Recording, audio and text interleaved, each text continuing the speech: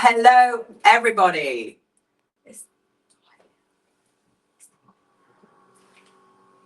Hello, everybody, and welcome to the Sarah Simmons Show. This is our first show, and I am so thankful and excited to see you guys and be with the awesome Rachel today.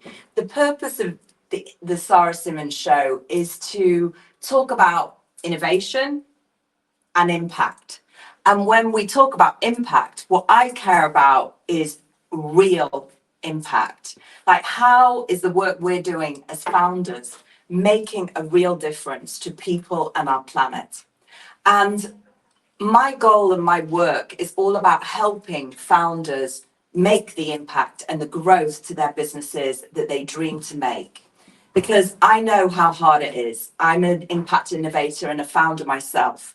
And I used to really struggle knowing how to get clarity and what was the right roadmap for growth in my business. And I'd love to ask any founders here joining us on the call, do you struggle with clarity? What's the biggest challenge for you right now in your business? Let's make this an interactive conversation. Any questions you have, I'm here to talk about them, and so is Rachel. Now, I'd love to introduce this awesome lady. Rachel is part of the Impact Innovator community and has been with me on my mastermind for just over about 90 days.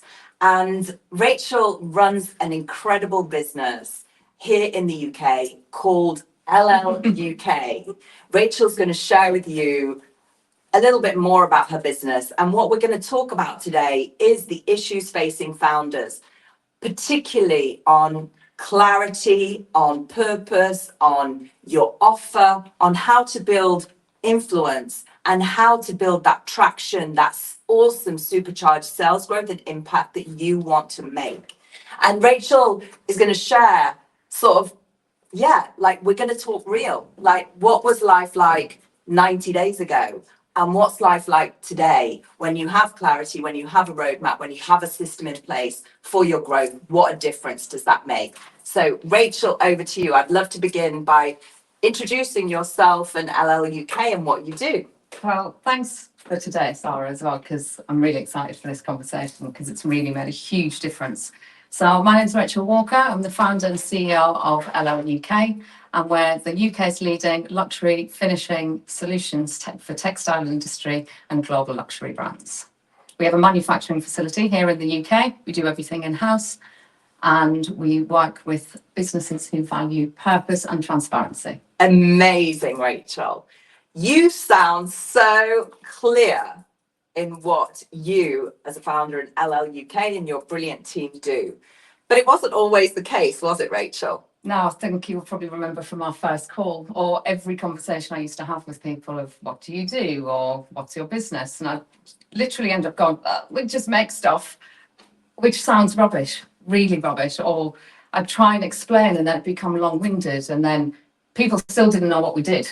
So I just found it really difficult, which I think then when we reconnected as well and I learned about what you did, I just knew straight away that's what I needed. I needed to find out what is it that we do. And here we are. Amazing. Now, let me ask you, as a founder, you have a really brilliant, successful, awesome business. Oh, the light's gone out. Putting that back. So you have a fantastically successful business, Rachel, that you've had for more than 10 years? So I've been in manufacturing for around 15 years. Wow. So there's been a lot of lessons along the way. Yeah. Sure. And let me ask you, so as a founder, you've had your business, you're established, super successful, but how was this not having clarity on how to describe your unique purpose and positioning as category leaders in the industry? How was that holding you back from making the growth and impact you dreamed and really wanted to make? Yeah, I think it's actually just something just dropped when you just described it there. I think we were shaped actually by the demand of our clients. So we became into existence because there were textile manufacturers in the UK that needed help. They needed support with skill. they were situated in areas that are underpopulated, or not as densely populated as we are down here and just outside of London. So we became into existence because of them. So we were driven by what their demand was. So we would always go with the flow. It was burst capacity, it was solving problems. So never really got the chance, if I'm honest with you, to sit and go, well, actually, what are we? Someone would come with a new problem. We go, yep, we can fix that. We'll put a team together, we'll do it. Then someone would come with a different problem and then we'd fix that. So actually, we just kept rolling with it. And that's come with peaks and troughs and hugely challenging times in the industry, one of which we're going through at the moment. But I think that's when I sat and went, I actually don't know what we do. We just fix things for people, but we need direction to grow our business, because I can't just rely on someone might come along with a problem. How do I go and find these people who have problems and market ourselves to say, we can fix them for you? Absolutely. And I'm sure that's a common problem with founders.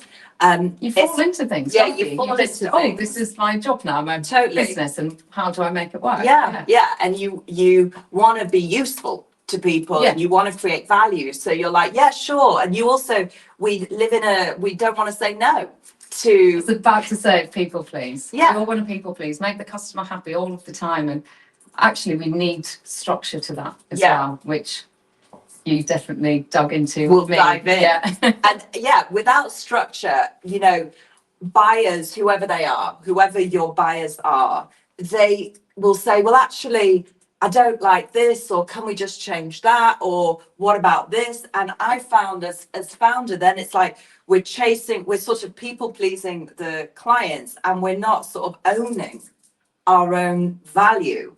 And then what can happen? People will say, well, can I have a lower price? Can I do this? Can I do that? Because again, we aren't giving the people that we want to buy from us clarity and saying, no, actually, no, because we have an incredible unique value and an incredible offer that no one else does in the world. And I found as you can't get, I don't know if you can share your experience, but as a founder myself, which is why I built the Impact Innovator Mastermind, you can't get that clarity yourself from the inside out on that value you deliver without sort of working with someone to kind of pull your inside outside, if it makes sense. Yeah, and I think exactly to that point as well, you end up not thinking about what is commercially right for the business in those scenarios, because you just want to please what they're asking you to do.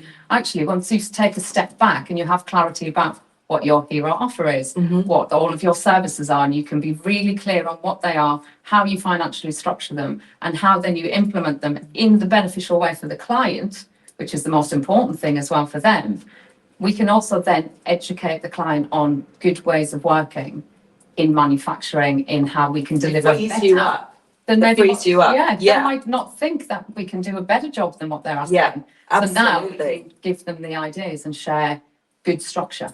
Brilliant, because you're not trying to just solve the problems they want solving. You've taken that initiative and you're leading and saying, well, actually, this is the unique value we deliver. So how has that unique positioning, share your unique positioning in the way that you'll now share it with clients, with everybody here, and how that's made such a difference to your sales growth and impact in a really short time?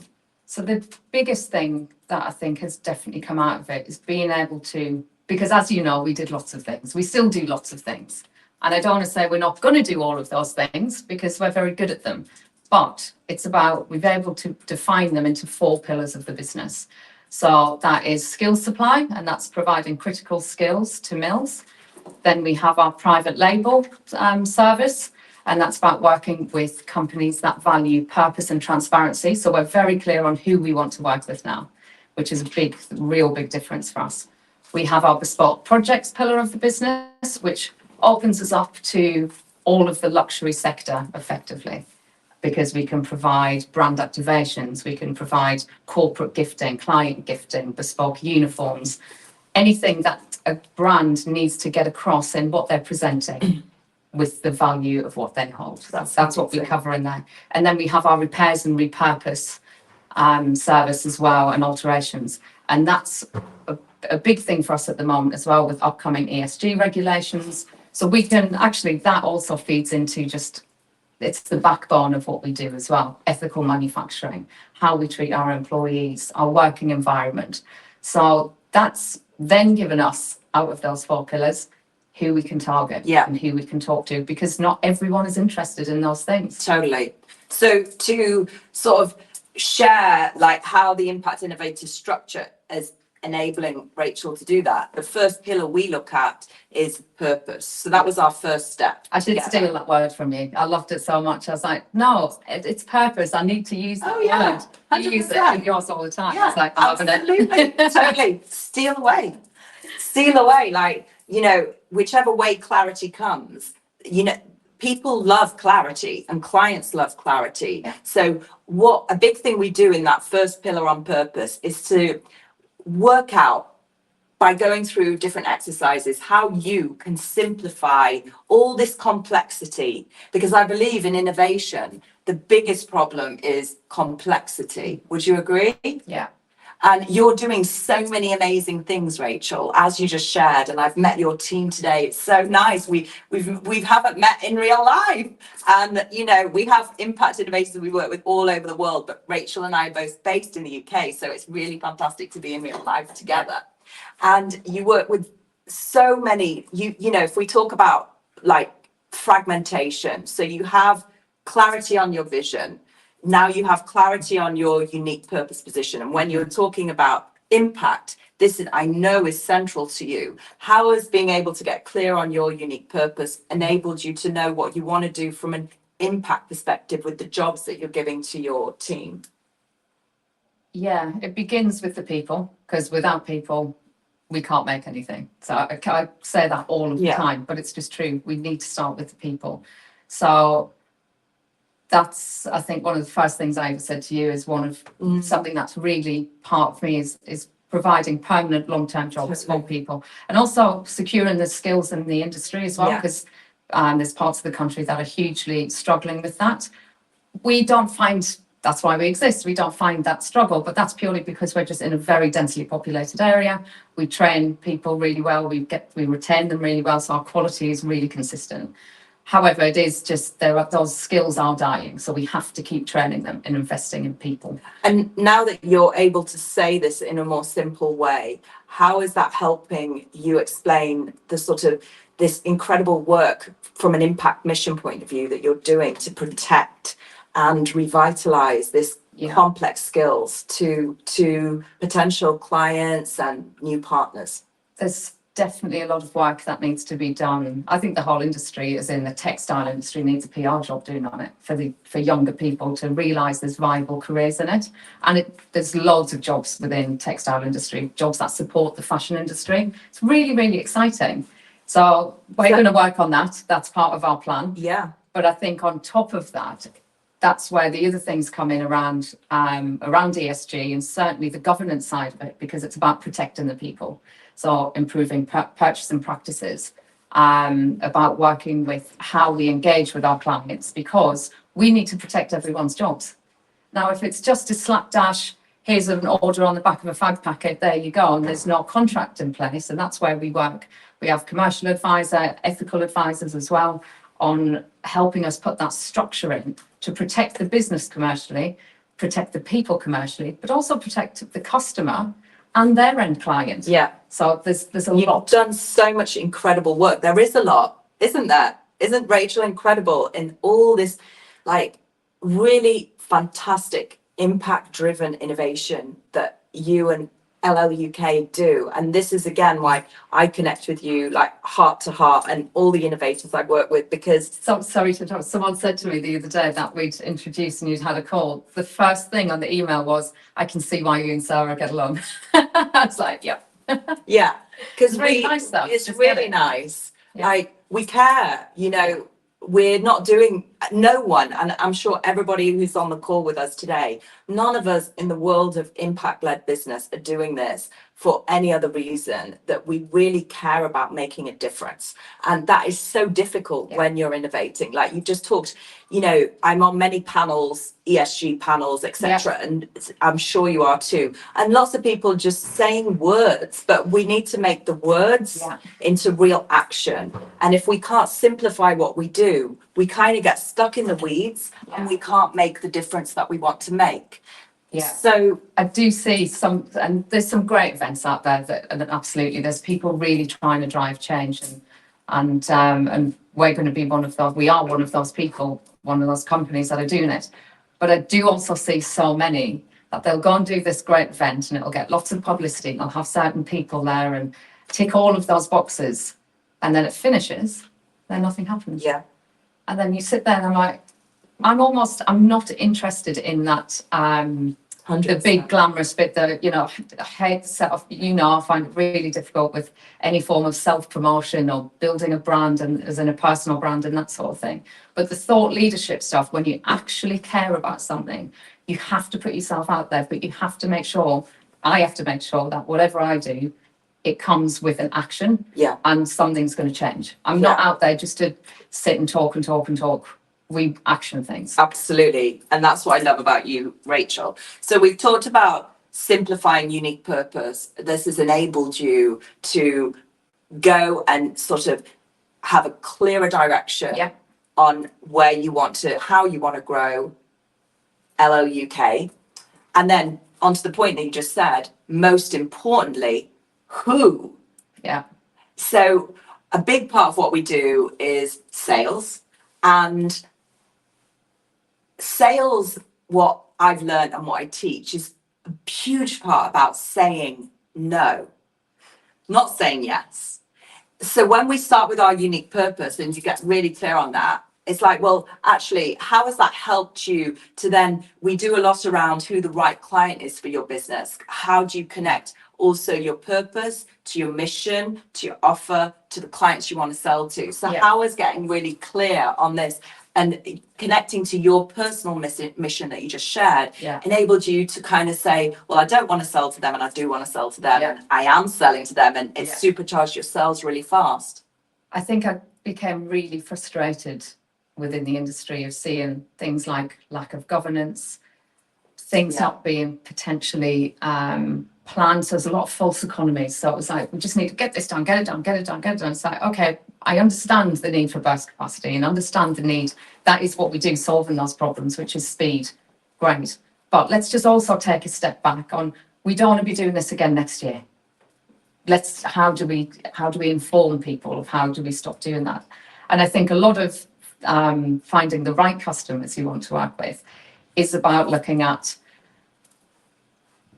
not wasting time. And I think that's what I was doing a lot of before. It was, you can pick any luxury brand and just go, oh yeah, because I personally like their stuff, for example.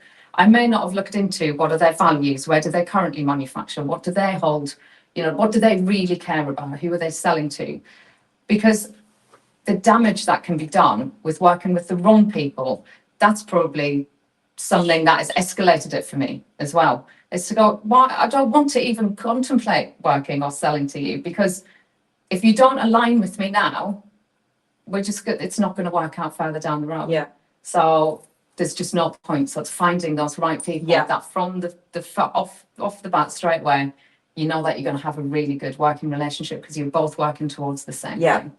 It's so huge, because I think as founders as well, we can kind of be drawn to the shiny object, like the great brand name, and think that this is the right customer to sell to. When we're not really clearly aligned to our unique purpose and our mission and our hero offer. So how has this alignment enabled you to, build all sorts of new sales conversations? So the 4 pillars, first of all, because what was happening before, I was talking to people who maybe luxury drinks companies, for example, which is a great sector for us that we're growing in, about brand activations and client gifting. And that's what I'd be there to talk to them about. But I was telling them that we do skill supply and how we work with mills and all this sort of stuff. They don't care. So you were telling them about the mission, but they didn't care. So they were not the right customer. It wasn't relevant to them. And as soon as I had the clarity, I could then focus on what we do for them and just talk about that. Got it. So I didn't need to talk about the other things. Yeah. So that's now we have those 4 things. So I go, all right, who am I talking to? That's it. And that's the team now have that structure too. So our bespoke projects team actually in particular, I think they really struggled when we set that up quite recently. And again, they were telling them about all the other stuff that we've done in the past for mills or private labels. They don't understand it because they're not part of that sector. So what didn't make sense to them. Therefore, as soon as we had that framework, they could just talk about what that customer understood. So the speed of the conversion became quicker. That's amazing. And the other thing of building the database as well of who are your top 30 avatar clients that you would like to work with. That's been really interesting as well, because we get to put the research into what are they doing, what do they hold as a value to them, which then as soon as we have those conversations, because we've chosen the right ones, the conversion's so much easier, it's so much quicker, because they're like, yeah, it just makes sense. So I was so excited when, I'm everybody's accountability partner and biggest champion. And it's really tough.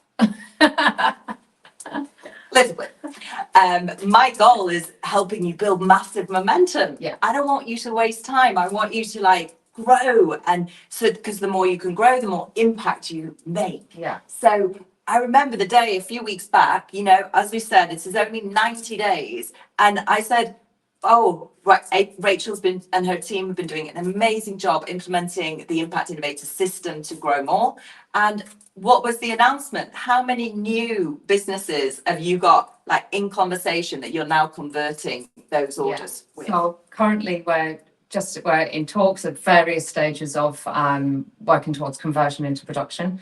Because of the industry we're in as well, it can vary. Some can be real quick, some can take a lot of planning, raw materials need to be made. So there's a lot that happens within that, but we're sat currently probably at around 45. Wow. And they're all with people that we know we can work with. That's amazing. So I think that's the key. Because you could look at a list of 45 and go, oh, they're probably going to say no. I can confidently look at that list now, and we update it every time there's exchanges, and we use a system where we change the colours of the progress. And I can just you can see the change in the spreadsheet even just going, okay, moving that one over, that's complete, next stage for that one, which is great to see the speed in which people are. So 45 new customers you're in conversation with in 90 days, and then they're going through a sales conversion process. Yes. Amazing. Now that is impact, because what's that going to mean for the jobs that you can give to people? Yeah, and there's various levels, within that as well. And, we don't have minimum order quantities. We work on a very bespoke basis to solve problems and give people solutions. So there could be some of those clients that are much smaller than others. Now, within our goals as well, we set goals where, that I need to concentrate more on goal setting. But within kind of really drilling down into quantity, and my commercial advisor always picks me up in this as well. It's like, that's all great. Those 45 customers are great. But how much of those as well? What does that mean in money? So that's the next part of that strategy as well, is to say, well, we don't just want to be busy fools either.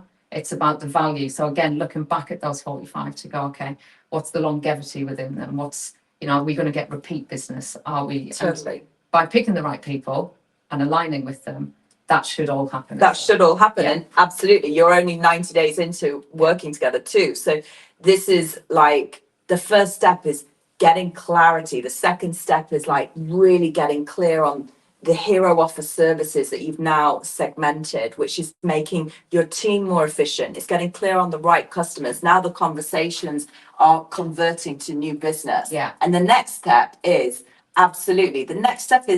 impact. And this is where I'd love to ask you, Rachel, impact in 2 points: growth and the social impact that you're making. Those 2 things are very aligned. The more you can grow, the more social impact, environmental impact you can make. Yeah. So how has this process, this clarity process, and this process of how to sell more and scale up, how has it helped you to create a bigger vision than where you were 90 days ago to now? Yeah. So I think starting with the financials, by separating everything out, we've now been able to look at financial structures. How do we cost and price properly?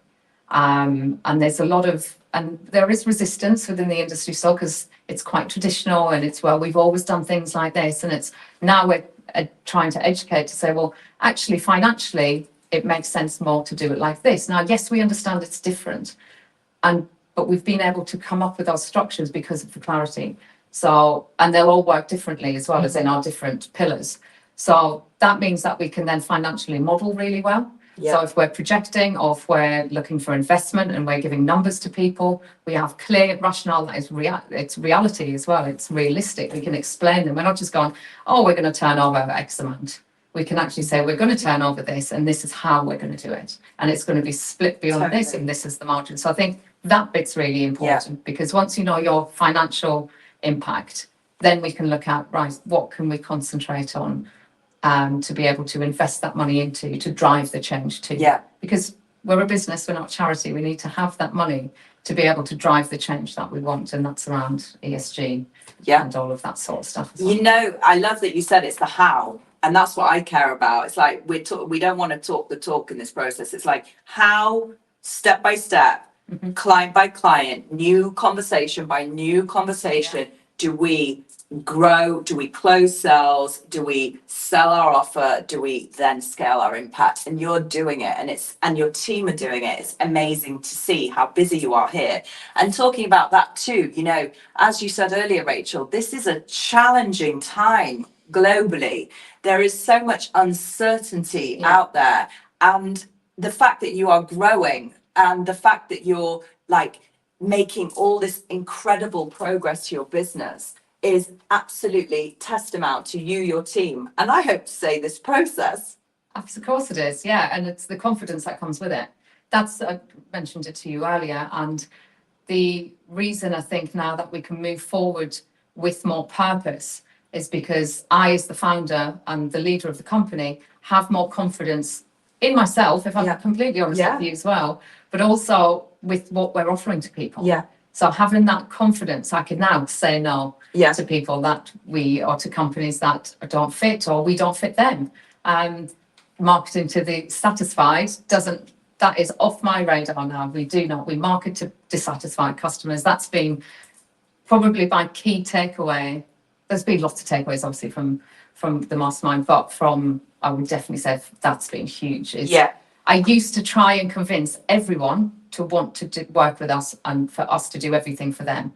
If someone now sits and says, I'm absolutely more than happy with my manufacturer, it's all right. Fantastic. Walk away. Absolutely. I'm really pleased for you that you found a really good manufacturer that works with you.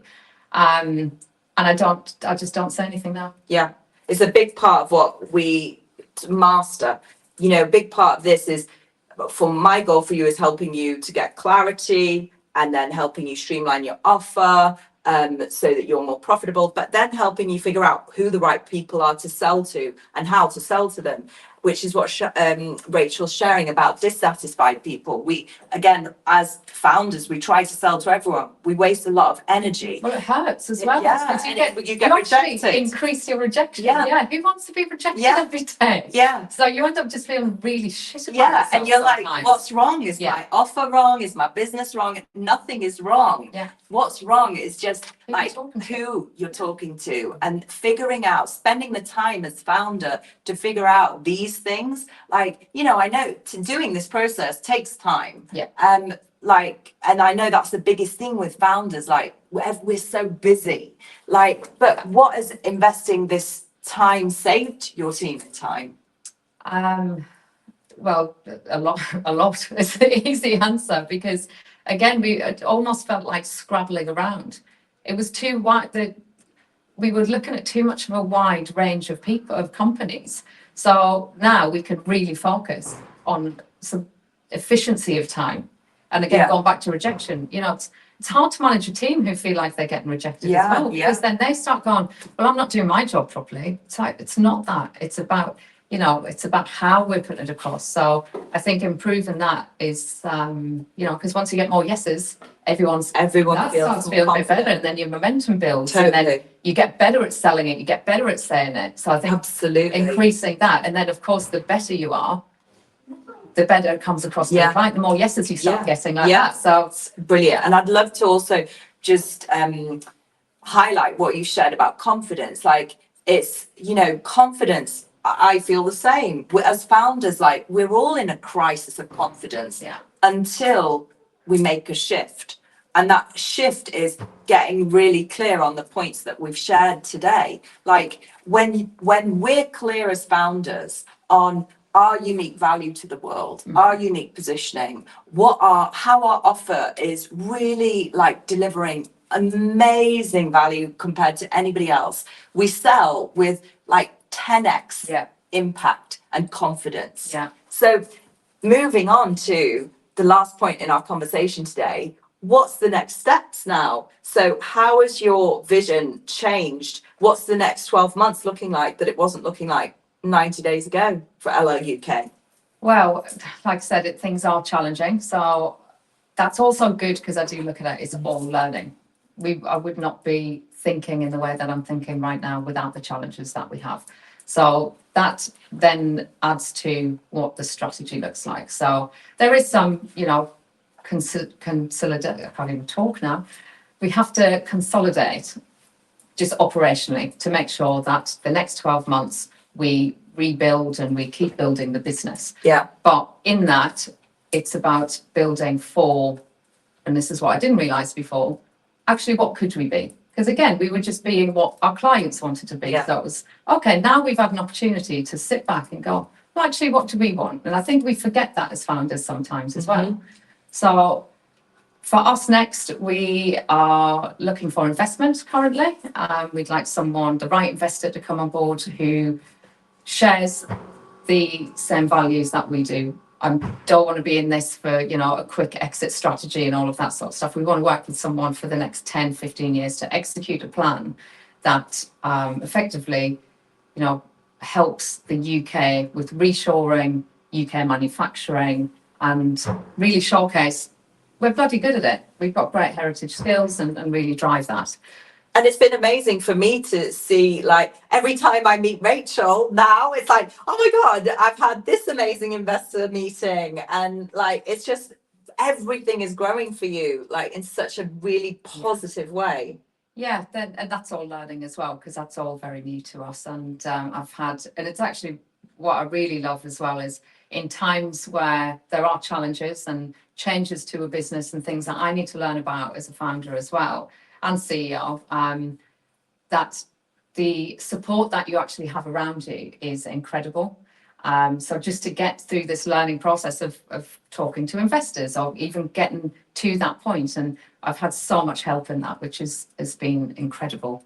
And you sometimes sit there and have to be very, very grateful for the people around you, for sure. Totally. So, Can I ask how this process has helped your investment process? I can speak clearly about it, which has been great. So that again, it's efficient with time, and you know, very busy people. You have one shot, and you have to be really clear on what you're saying to them for them to understand it. So I think that's been key. Yeah, and also I feel like listening to you and working with you and talking with you, you're leading from the front. You're actually in a position where you're saying, well, actually, no, this isn't the right kind of investor for me. Like you just shared, that you know exactly the kind of investor you're looking for, and this is a fundamental, like, amazing, like, progress. Yeah. And then when they ask what is your growth strategy, how are we going to get return on investment, and we can very clearly now look at, you know, what are our next steps. So we have the next kind of 12 months, of which, like I said, we need to consolidate, but we need to also be then driving our marketing and our sales outreach to the right people that we know that we can convert. So then now we can start putting numbers on that. So then that can show, again, what they're looking for. So then from that, we want to create an amazing board team. And with that, more commercial structure as well. That comes with driving change in the industry. So they will kind of go hand in hand. So that helps with that consolidation, just to make sure that we are really stable, we got our feet firmly on the ground and we know what we're doing and we have strategy to move Totally. forward. And then the next steps come, and that's where we want to offer new service lines. We will relocate to a new premises, which will be bigger, with employ more people, have more service lines that we can offer more services to a wide range in the luxury sector. So And then we- that stretches for the next 10 years. Exactly. I was just going to sort of bring things to a close and say, so, you know, in real terms, you really have 10x'd your impact in the last 90 days. Yeah, it's well, certainly with the people and the potential customers and new customers that we're talking to, that we would never have 45 conversations and design processes and projects starting before at the same time. And awesome. because we're clear now, we can do them all simultaneously. It's amazing. So, and with our amazing team, obviously, as well. Absolutely. So now we're going to open the floor. If there's any questions anyone wants to ask about anything, please ask us. And in summary, to take away is the 4 pillars that have enabled Rachel to get that clarity is, you know, you guys having real clear positioning, what makes you unique, being able to say it in a simple way in 10 seconds so that anybody can understand. Clarity on your hero offer. If you're doing many things or even one thing, it's like really being able to articulate what is different about us in the marketplace. And then it's getting out there and saying, okay, let's lead our space, let's be thought leaders, let's actually be the voice, the category leader of our niche. And then it's putting this game plan in place of sales and impact together. And I'm so excited, Rachel. This is just 90 days together. I'm really excited for the next 90 days. So now if there's any questions, let us know. Nothing. Ask us. Is that Okay, okay? no one's asking any questions. Tatiana Alexa said, great conversation. Thank you for sharing your journey. Oh, our pleasure. Our pleasure. Now, if anyone wants to book in a Founder Clarity call with me, we're going to put a link in the chat here and you can dive in. And that's where Rachel and I connected, and I will help you start to unlock where the potential is for your business to grow and make the impact that you want it to make without wasting time. And if anyone wants to connect with Rachel, any amazing investors or new partners or clients, there's going to be a link in the chat as well. Yeah. Is there anything else you'd like to share as closing points? Yeah, there is actually. And I think what you've been really fantastic at doing is definitely the accountability part, but I was really resistant to certain things, or changing how I would normally do things, and or think bigger. We're going back to that thinking bigger, and that's what's helped with the business strategy as well, where I'd go, I'm not doing that. And then once you kept breaking me down and then I'd do it, then you can see the benefit of what comes from it. And one of those things was kind of mindfulness and mindset as well. And I think as founders, what we do is we just get on to the next thing. It's like, well, our to-do list is huge and you're just working on stuff all the time and you get it done and it's like, tick, tick, tick, keep going, the list keeps growing. You forget about all of the amazing things that you have done and you don't give yourself any credit for it, because actually you sit there and you go, well, that's just normal. That's what I should do. But actually people on the outside will do tell you that that's amazing that you've done that or whatever. And you go, yeah, it's just whatever. You know, I'm terrible with getting compliments and things like that as well. But I think taking that step back to actually look at what you have accomplished is incredible, because you do forget and you don't acknowledge it yourself. And, you know, I look at the business now, even in challenging times compared to 7 years ago. And if you told me then, I'd be like, absolutely not, is that going to happen? And then I sit here now thinking this is just normal. It's not normal. It's actually fantastic. Fantastic. And I'm really looking forward to now the next 5 years for sure of making real impact and implementing change. Fantastic, Rachel. Thank you for sharing. And I'd love to, invite everybody as Rachel's takeaway and totally my takeaway for you is to spend some time today to journal, which I love doing and I share with all the I individuals. still haven't done that. with. I'm still resistant to that one. I need to try it. But you are doing it your way. Yeah. Yeah. So, you know, my process isn't about my way. It's about giving you the tools and the system, and you do the bits your way and you drop the bits that are not for you. You're doing what's amazing, Rachel, is you're recognizing the incredible work that you're doing and have been doing and your team are doing now. And I think that's my takeaway for everybody who's been with us today, to spend some time today, this evening, tomorrow, go for a walk. You don't need to journal it, or you can, and just say